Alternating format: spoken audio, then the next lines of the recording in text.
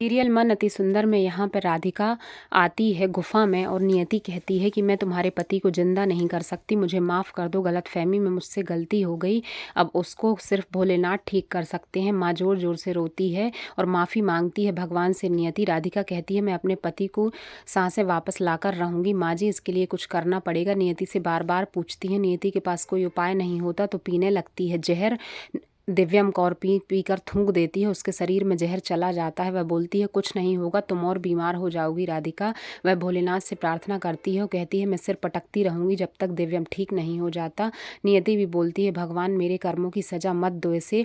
तो अचानक नागमणि जल उठती है और बहुत सारे सांप आ जाते हैं और आकर एक साथ दिव्यम का जो जहर होता है वह पी के निकाल देते हैं।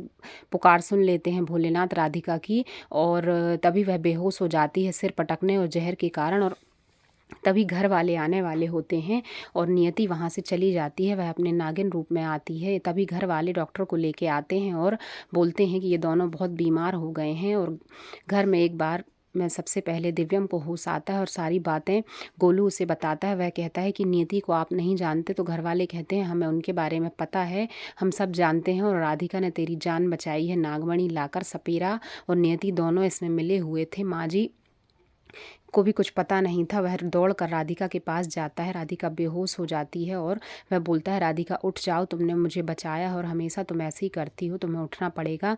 और ज़ोर ज़ोर से रोने लगता है और माँ कहती है मुझे माफ़ कर दो, सब जानने के बाद भी मैंने अपने मुन्ना की जान खतरे में डाली है।